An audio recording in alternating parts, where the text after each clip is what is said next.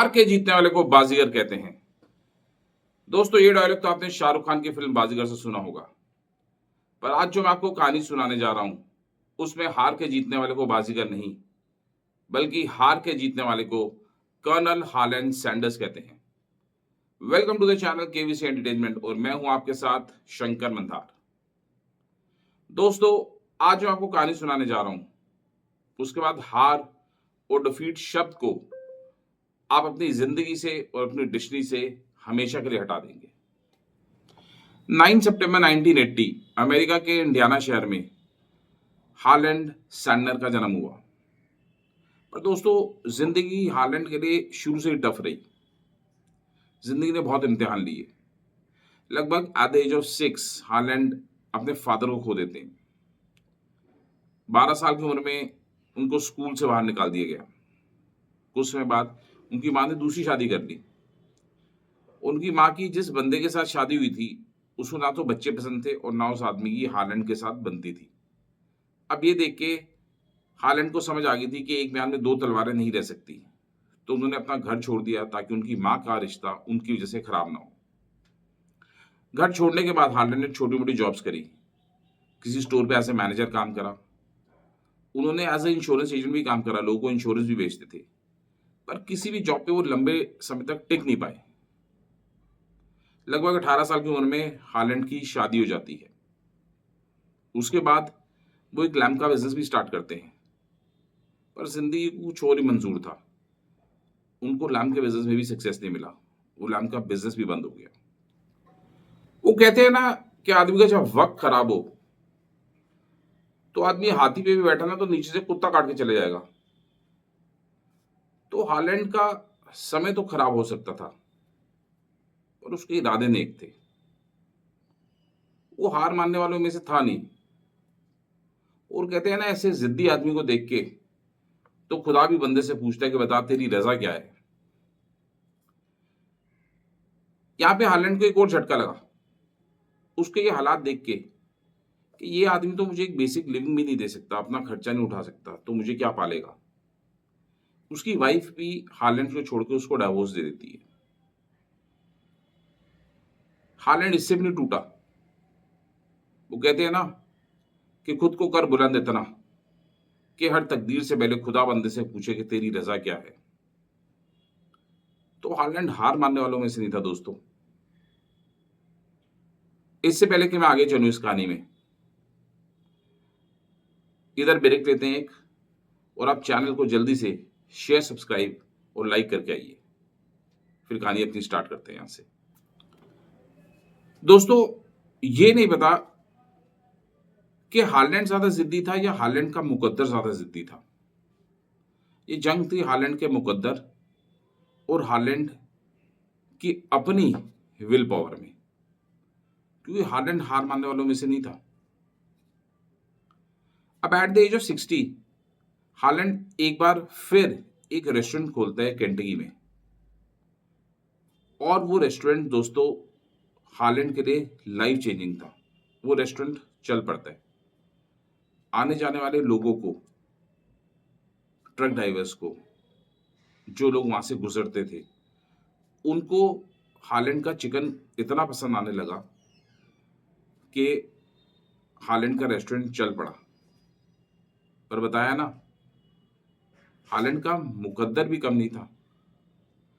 इस बार जो हालैंड के बगल में उसका कॉम्पिटिटर था स्टीवर्ट, उसकी हालैंड से किसी बात पे बहस हो जाती है, एक छोटे से साइन को लेके। वो आर्गुमेंट इतना बढ़ जाता है कि गुस्से में आके स्टीवर्ट हालैंड के मैनेजर को, जो उस रेस्टोरेंट की देखभाल करता था, उसको गोली मार देता है और हालैंड के मैनेजर की डेथ हो जाती है।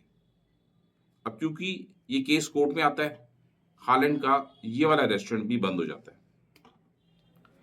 हालैंड को पर एक चीज समझ आ चुकी थी कि लोगों को उसके चिकन का टेस्ट बहुत पसंद आया और हालैंड को अपनी रेसिपी पे पूरा कॉन्फिडेंस था।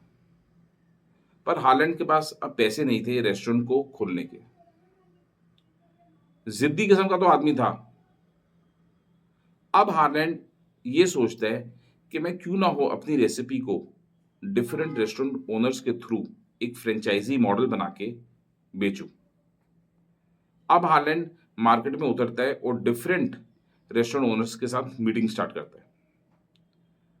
दोस्तों 1009 इस फिगर को समझो, 1009 टाइम्स उसकी रेसिपी को रिजेक्ट करा गया। अब ऐसा आदमी जब 1010th टाइम किसी रेस्टोरेंट ओनर को मिल रहा है तो उसका फ्रेम ऑफ माइंड और विल पावर क्या होगी? जी दोस्तों, वो 1010th टाइम केंटकी में ही हरमन फैमिली को मिलता है और उनको अपनी रेसिपी समझाता है और उनके लिए चिकन बना के उनको खिलाता है। ये उसके लिए लाइफ चेंजिंग मोमेंट था, क्योंकि हरमन फैमिली को उसकी रेसिपी और उसका चिकन बहुत पसंद आया। फाइनली हार्लन सैंडलर को अपना first franchise mister Harman and family के सिटी सॉल्ट लेक रेस्टोरेंट में मिल जाता है। उसके बाद क्या था, किस्मत तक ने घुटने टेक दिए कि जिद्दी आदमी से नहीं जीता जा सकता। बाय 1963 हार्लन सैंडलर की रेसिपी अमेरिका में 660 रेस्टोरेंट्स में यूज हो रही थी। 1964 में हार्लैंड को दो इन्वेस्टर्स मिलते हैं, जॉन ब्राउन एंड जैक्सी। वो हार्लैंड से उसकी रेसिपी $2 मिलियन में परचेज करते हैं। सिर्फ एक ही नाम उस वक्त अमेरिका में गूंज रहा था, Harland Sanders and KFC, Kentucky fried chicken. Till date KFC का जो ब्रांड एम्बेसडर है दैट इज हार्लैंड सैंडर्स। हर जगह पे, हर पोस्टर, हर ब्रांडिंग, हर साइनेज में हार्लैंड सैंडर की ही फोटो यूज होती है। करंट सिनेरियो में Yum's brand world wide KFC को रन कर रहे हैं and KFC alone has 35,000 outlets which are running world wide. KFC की सबसे बड़ी मार्केट चाइना है। चाइना के अंदर KFC के 4,531 आउटलेट्स हैं। दोस्तों, इस वीडियो को एंड करने से पहले मैं एक कन्वर्सेशन आप लोगों के साथ शेयर करना चाहता हूं Harman family and Harland Sanders की, जब हार्लैंड सैंडर्स अमेरिका में और वर्ल्ड वाइड एक सक्सेसफुल बिजनेसमैन था। Harman and family evening tea पे हार्लैंड सैंडर्स को अपने घर इनवाइट करते हैं। मिस्टर हरमन हार्लैंड सैंडर्स से एक क्वेश्चन पूछते हैं कि हार्लैंड, तुम्हारी रेसिपी 1009 टाइम्स रिजेक्ट हुई, पर ऐसा तुम्हें क्या आत्मविश्वास था कि तुम्हें लगता था कि तुम इतनी ऊंचाइयों तक पहुंचोगे और एक दिन इतने सक्सेसफुल बिजनेसमैन कहलाओगे? इस पे दोस्तों हार्लैंड ने क्या जवाब दिया? हार्लैंड ने कहा, मिस्टर हरमन, मेरा बचपन ही बहुत टफ था। 6 साल की उम्र में मेरे पिताजी चले गए। 12 साल की उम्र में मुझे स्कूल से निकाल दिया गया। मेरी माँ ने दूसरी शादी करी, मैंने घर छोड़ दिया। 18 साल की उम्र में मेरी शादी हुई, मेरी बीवी ने मुझे छोड़ दिया। फाइनली मेरे पे किसी ने भी विश्वास नहीं करा और ना ही किसी को मेरे पे या मेरी रेसिपी पे कॉन्फिडेंस था। हार्लैंड ने कहा कि मिस्टर हरमन, मैंने उस दिन ठान ली और मैंने तब से जिंदगी में सिर्फ 5 Ds पे विश्वास करा है। इन 5 Ds में से 4 को तो मैंने अपना लिया, पर 5th D को मैंने नहीं अपनाया। मिस्टर हरमन ने उससे सवाल पूछा कि ये 5 Ds कौन से हैं? तो हार्लैंड ने जवाब दिया कि मेरी डेडिकेशन, मेरी डिवोशन, मेरी डिटर्मिनेशन और मेरा डिसिप्लिन। ये तो वो 4 Ds हैं जिनको मैंने हंसते हंसते एक्सेप्ट करा, पर जो 5th D है मैंने उसको एक्सेप्ट नहीं करा और वही मेरे सक्सेस का कारण है। और वो 5th D है डिफीट। मैंने डिफीट वर्ड को अपनी लाइफ से ही डिलीट कर दिया था। इस बात पे मिस्टर हरमन उठते हैं और हार्लैंड सैंडर के लिए तालियां बजाते हैं। दोस्तों, अगर ये वीडियो आपको अच्छा लगे तो प्लीज इसको मैक्सिमम लोगों के साथ शेयर करिए, ताकि जिंदगी में कोई भी किसी मुकाम पे हार ना मान सके। और कमेंट करके जरूर बताइएगा। जल्द ही मिलते हैं अपनी अगली वीडियो में आपके अपने चैनल KVC एंटरटेनमेंट में शंकर मंदार के साथ। Till then, good bye, love you all.